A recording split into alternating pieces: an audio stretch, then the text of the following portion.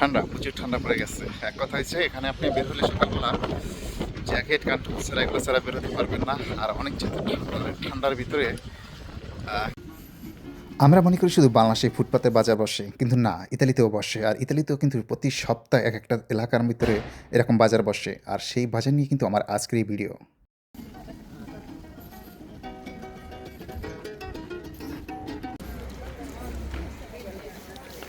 10 euro করে দেখেন, সুন্দর সুন্দর ব্লেজার, সুন্দর সুন্দর জ্যাকেট, সব কিছুই মাত্র 10 ইউরো করে। এগুলোর দাম হচ্ছে মাত্র 10 ইউরো।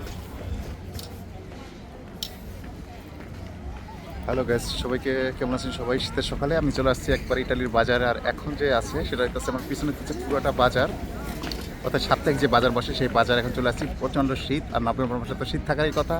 আর আপনাদের সাথে আজকে এই বাজারে কী কী আছে না পাওয়া যায়। ইটালির এই বাজারে সব কিছুই পাওয়া যায়, কাপড় চোপড় থেকে শুরু করে সব কিছু পাওয়া যায়, একবারে খুব কম দামে পাওয়া যায়। আর এখানে কিন্তু সকাল থেকেই এই বাজারটা বসে, কিছুক্ষণ পরে হয়তো 2টার মধ্যেই বাজার আবার শেষ হয়ে যায়। তো আজকে এই বাজারে চলে আসছি আপনাদের সাথে শেয়ার করার জন্য এই বাজার কী কী আছে। চলুন দেখে আসি এবং থাকুন ট্যাবলেট বাংলার সাথেই। অনেক দর্শকের মনে একটা প্রশ্ন থাকে যে আসলে এই বাজার থেকে কেনাকাটা কারা করে। আসলে এই বাজারে যে কাস্টমার আছে তারা কিন্তু ইতালিয়ানই বেশি, কারণ ইতালিয়ানরা কিন্তু এই বাজার থেকে কেনাকাটা করে। এই বাজারে যে ড্রেসগুলো আছে বা যে পোশাকগুলো আছে বা যা যাই আছে না কেন, এগুলো কিন্তু যদি আপনি সুপার মার্কেট বা অন্য জায়গা থেকে কিনতে চান তাহলে কিন্তু অনেক বেশি দামে কিনতে হয়।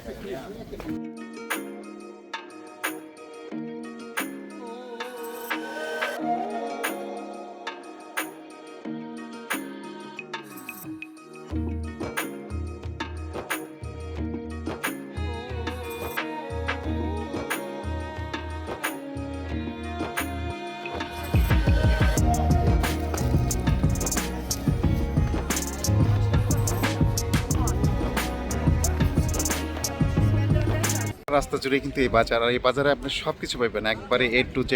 কাপড় চোপড়, শীতের কাপড় চোপড় থেকে বাসাবাড়ি রান্না বান্না সব কিছু মিলাই কিন্তু এই বাজারে সবই পাওয়া যায়। আপনি যদি এই বাজারে আসেন তাহলে দেখা যাচ্ছে খুব সকালে ঘুম থেকে উঠে আসতে হবে, কারণ এই বাজারটা খুব সকালে ঘুমের থেকে মানে খুব সকাল সকালে এই বাজারটা বসে। আর এখান থেকে আপনি সব কিছু কিনতে পারবেন একবারে কম দামে, কাপড় চোপড় যা আছে, শীতের পোশাক থেকে শুরু করে